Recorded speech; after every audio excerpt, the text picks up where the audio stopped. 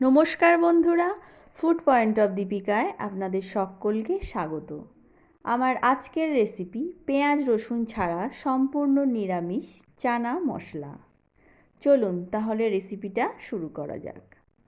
চানা মশলা বানানোর জন্য এখানে আমি 500 গ্রাম ছোলা 6 ঘন্টা ভিজিয়ে জল থেকে তুলে পরিষ্কার করে ধুয়ে রেখেছি। এইবার এটাকে সেদ্ধ করে নেব। তার জন্য গ্যাসের ওপর একটা প্রেসার বসিয়ে দিয়েছি আর তার মধ্যে ছোলাগুলো আমি দিয়ে দিচ্ছি।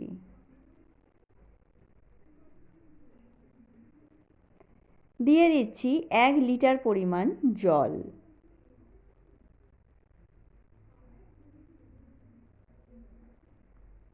দিয়ে দেব স্বাদ অনুযায়ী লবণ আর কিছুটা গোটা গরম মশলা। এখানে আমি 2টো দারচিনি, 4টে লবঙ্গ আর একটা এলাচ এর মুখটা ফাটিয়ে নিয়ে দিয়ে দিয়েছি। ভালো করে লবণটাকে মিশিয়ে নিয়ে ঢেকে এটাকে 3টে সিটি ওঠা পর্যন্ত অপেক্ষা করব। ততক্ষণে একটা মশলা আমি রেডি করে নেব। এখানে আমি নিয়ে নিয়েছি 2 ইঞ্চি পরিমাণ আদা, নিয়ে নিচ্ছি 2টো বড় সাইজের কেটে রাখা টমেটো,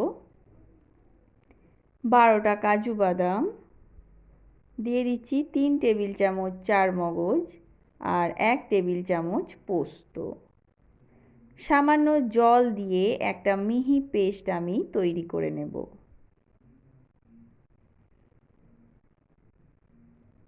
পেস্টটা আমার রেডি হয়ে গেছে।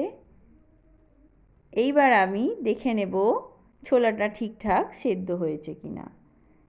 প্রেসারটা খুলে ছোলাটা একটু চেক করে নেব।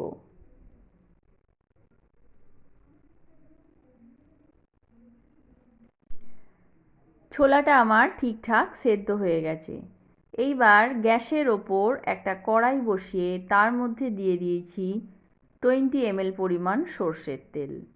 দিয়ে দিচ্ছি 2টো তেজপাতা আর লঙ্কার মুখ দুটো একটু ফাটিয়ে লঙ্কাটা দিয়ে দিলাম আর দিয়ে দিচ্ছি 1/2 টেবিল চামচ পরিমাণ গোটা জিরে।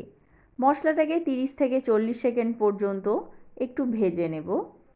তারপর দিয়ে দিচ্ছি বেটে রাখা মশলা। মশলাটাকে দিয়ে ভালো করে কষিয়ে নেব যতক্ষণ না আদার কাঁচা গন্ধ ঠিকঠাকভাবে চলে যায়।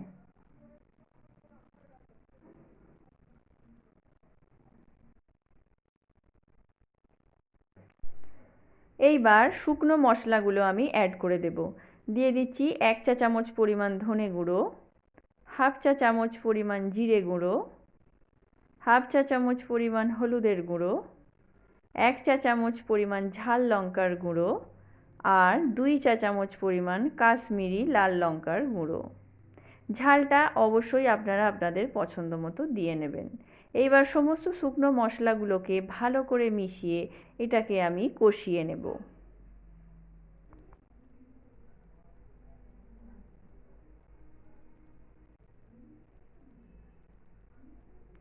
মশলাটা একদম শুকিয়ে গেছে, বাদাম আছে তাই তলায় লেগে যাওয়ার সম্ভাবনা আছে, তাই এর মধ্যে একটু জল আমি অ্যাড করে দিলাম। জলটা দিয়ে ভালো করে মশলাটাকে কষিয়ে নেব। এতে করে তলায় লেগে যাওয়ার আর কোনো সম্ভাবনা থাকবে না। মশলাটা থেকে তেল ছাড়তে আরম্ভ করেছে।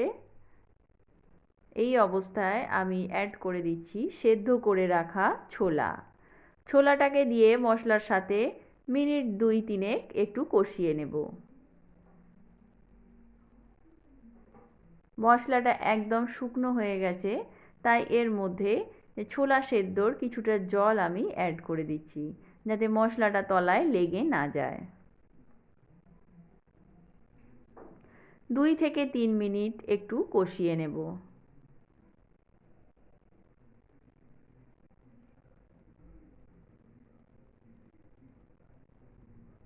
3 মিনিট মতো আমি কষিয়ে নিয়েছি।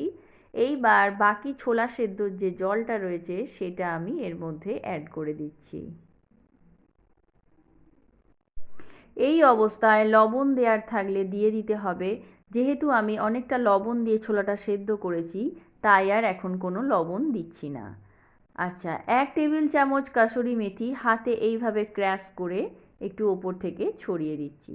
এইবার ঢাকা দিয়ে আমি 5 মিনিট লো ফ্লেমে এটাকে ফুটিয়ে নেব। ফিরে আসছি 5 মিনিট পর। 5 মিনিট পর দেখুন খুব সুন্দরভাবে আমার ছোলাটা রেডি হয়ে গেছে। এর থেকে বেশি জল আর কমাবো না। এইবার আমি এর মধ্যে অ্যাড করে দিচ্ছি হাফ চা চামচ পরিমাণ গরম মশলার গুঁড়ো। মশলাটাকে ভালো করে মিশিয়ে নিয়ে এটাকে আমি সার্ভ করে দেব।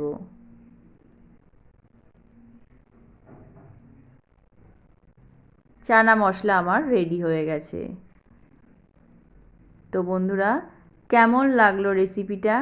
ভালো লাগলে একটা লাইক করে দেবেন, আর আমার চ্যানেলে নতুন বন্ধু হয়ে থাকলে চ্যানেলটা সাবস্ক্রাইব করার অনুরোধ রইল। পাশে থাকা বেল আইকনটা প্রেস করে দেবেন, যাতে করে আমি চ্যানেলে নতুন কোনো ভিডিও দিলে তার আপডেট আপনি পেতে পারেন। তো আজকের মতো এ পর্যন্তই। আবার দেখা হবে অন্য কোনো রেসিপি নিয়ে। ততক্ষণের জন্য নমস্কার।